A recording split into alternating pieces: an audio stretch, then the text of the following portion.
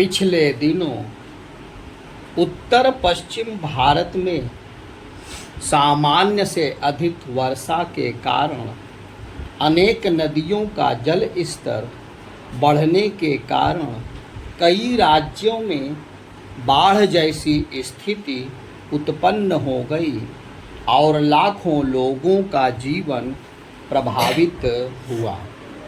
इन दिनों दिल्ली में यमुना भी उफान पर है। राजधानी में यमुना किनारे के कई इलाकों में पानी घुस गया। इनमें कई वीआईपी इलाके भी शामिल हैं। कुछ इलाकों में तो यमुना का पानी 3-4 मीटर तक पहुंच गया। इसके चलते लोगों को वहां से निकालना पड़ रहा है। इस स्थिति ने दिल्ली सरकार के इस दावे की पोल खोल दी कि बरसात के पहले नाले और नालियों की सफाई कराने के साथ जल निकासी की व्यवस्था कर ली गई है।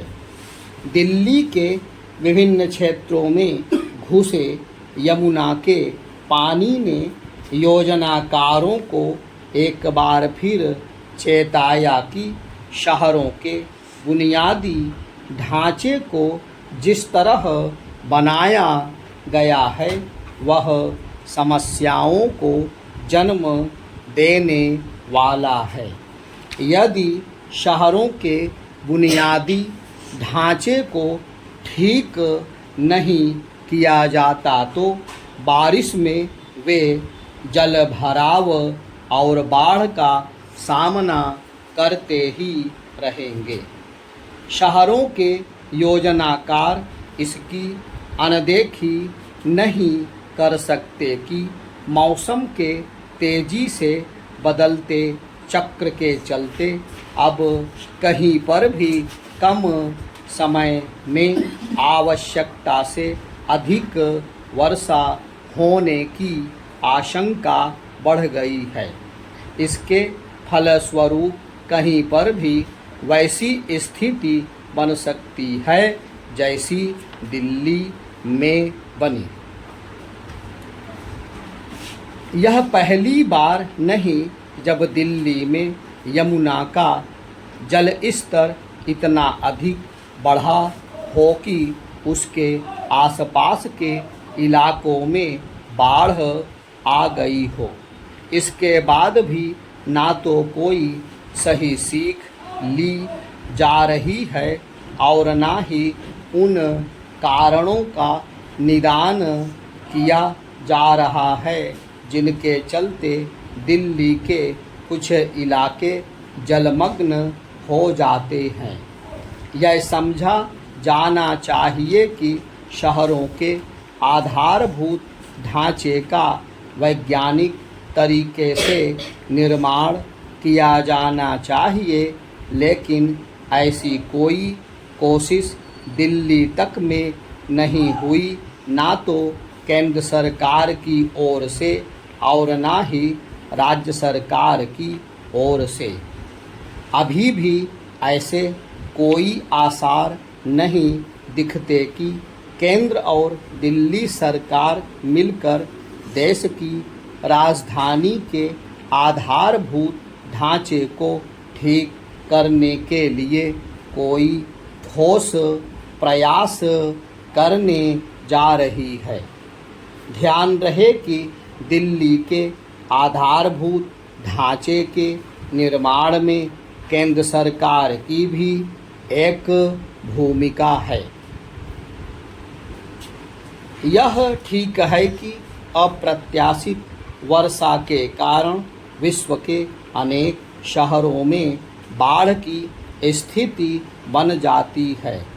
यह भी कहा जा सकता है कि यदि देश दुनिया के अन्य शहरों की तरह दिल्ली भी बाढ़ से घिर गई तो कोई नई अनोखी बात नहीं, लेकिन यह समझा जाना चाहिए कि वर्षा के कारण दिल्ली और देश के दूसरे शहरों की जो दयनीय स्थिति बनी उसके पीछे नियोजित विकास की अनदेखी है। दिल्ली के कई ऐसे इलाकों में यमुना का पानी घुस गया जो अनियोजित विकास की वानगी हैं।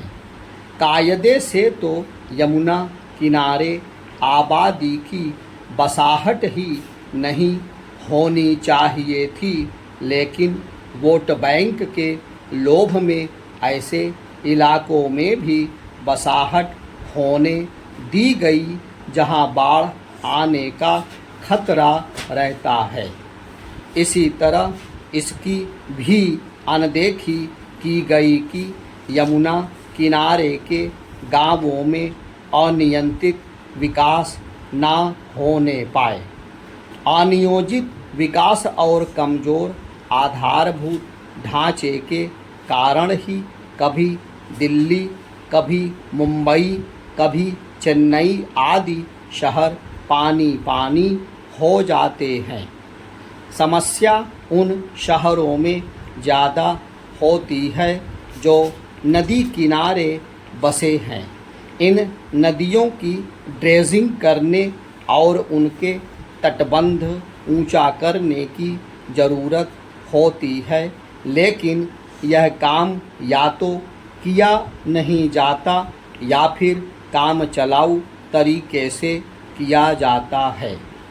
दिल्ली में ही यमुना को लेकर ऐसे प्रयास नहीं किए गए कि यदि उसका पानी खतरे के निशान को पार कर जाए तो वह ऊंचे तटबंधों के कारण शहर में ना घुसने पाए।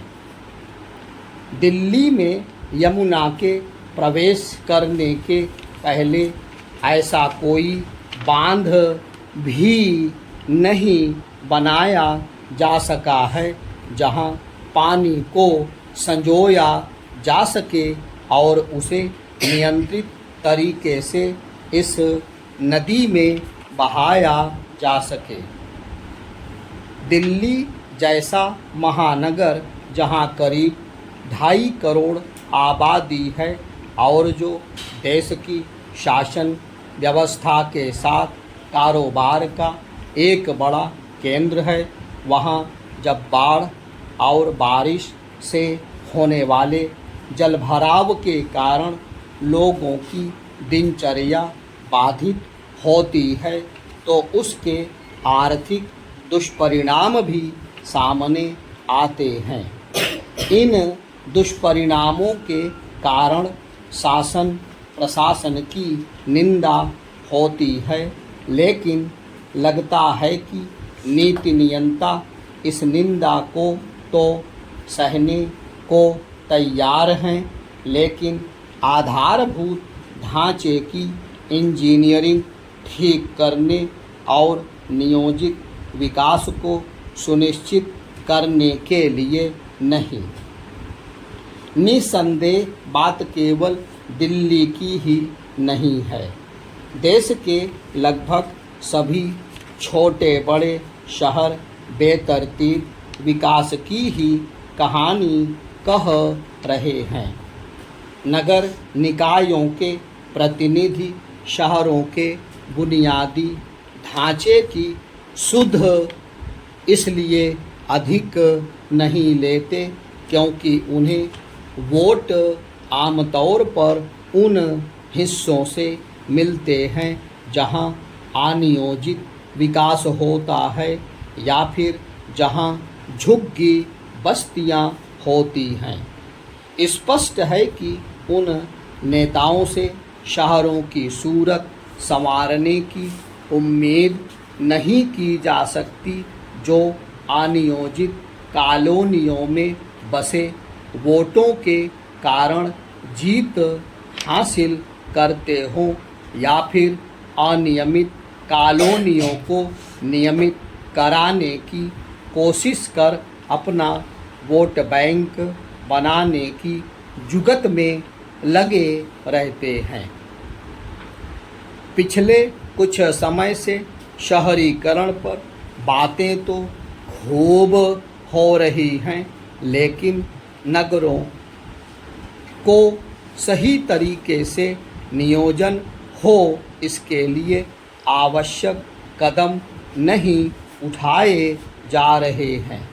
इसके भी प्रयास नहीं किए जा रहे हैं कि शहरों का आधारभूत ढांचा टिकाऊ और भविष्य की ज़रूरतों को पूरा करने तथा बढ़ती आबादी के बोझ को सहने लायक बने। यह स्थिति तब है जब सभी जान रहे हैं